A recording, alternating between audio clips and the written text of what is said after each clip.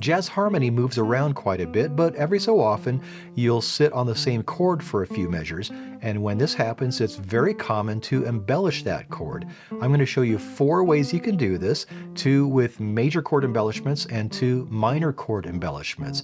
Before we get to that, I'm going to briefly let you know that I teach private guitar lessons online and have several guitar books and solo arrangements available. If you're interested, check out my website. The link's in the description.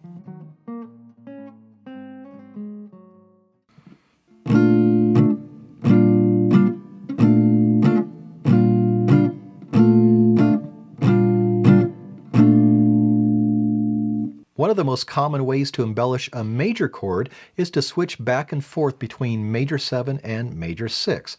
Here we have a B flat major 7 that lasts for a few measures. Now the major 7 chord and major 6 chord both serve the same harmonic function, they just have a slightly different color. So instead of playing B flat major 7 the whole time, you can bounce back and forth between B flat major 7 and B flat 6. Just do 2 beats of each. And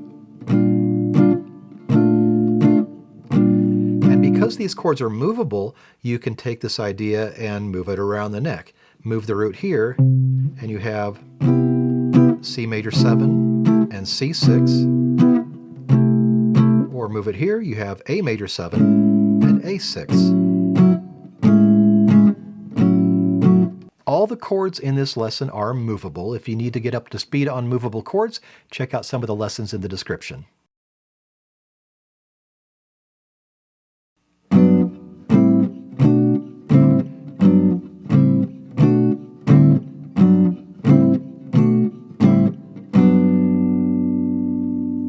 Another common way to embellish a static major chord is to play the 1, the 2, the 3, back to the 2, and back to the 1. Here we have a G major 7. Now you could play G major 7 and G6, just like we did with the B flat major 7, but you could also mix in the 2 chord and the 3 chord. You can play the 1 chord as a major 7 or as a major 6. In this case we're playing G major 7. The 2 and 3 chords are both going to be minor 7 chords. Now the root of the 2 chord is 2 frets higher than the 1. So here's my 1, here's my 2. The root of the 3 chord is 2 frets higher than that. So this is our root movement on the 6th string. 1, 2, 3, 2, and then back, and then however many times you need to do that. And this is what it sounds like when you add the chord forms. There's my 1, 2, 3, 2, and 1.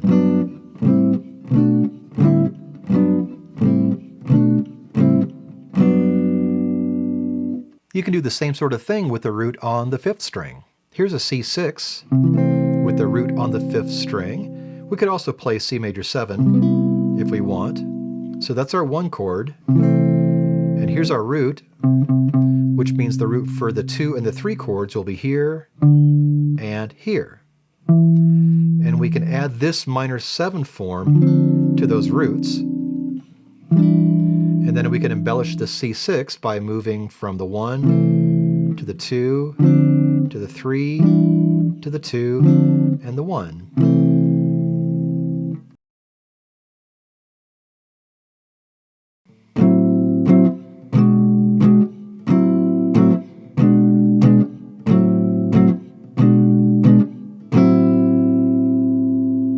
One of the most common ways to embellish a static minor chord is to move between the minor 1 and the 2, and the 1 and the 2. So let's say we're in the key of A minor. When you're playing the 1 chord in a minor key, you can play it as a minor 7 chord, as a minor 6, or as a minor triad. All you have to do is take whichever chord form you like. We're going to use minor 6 in this example for the 1, and then just move that same shape 2 frets higher.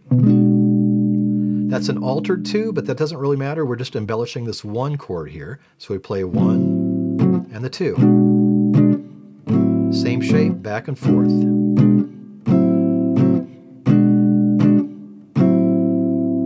That was with the root on the 6th string, but if you know your movable chords, you can do the same sort of thing with the root on the 5th string. So here's a D minor example. For our 1 chord, we could play a D minor triad right here at the 5th fret. You could also play this D minor 7 chord, or this D minor 7, or this D minor 6. And we're just going to do this with good old D minor.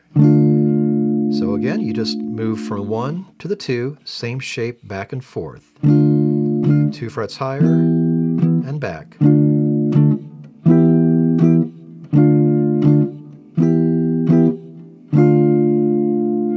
And again, if you need to, check out some of the movable chord lessons in the description.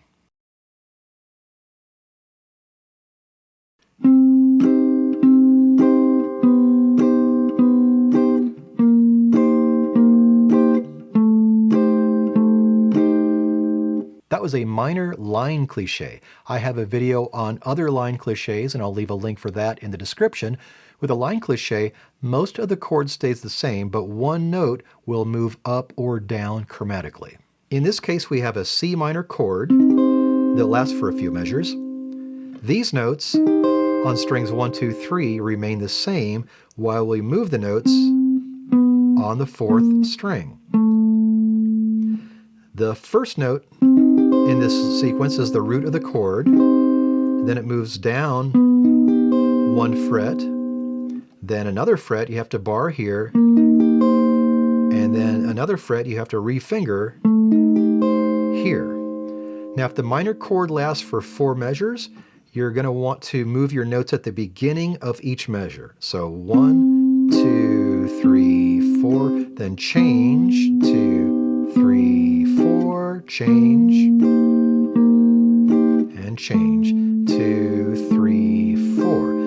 And if the minor chord only lasts for 2 measures, you want to change it every 2 beats. So 1, 2, change on 3, 4, change, 1, 2, change, 3, 4.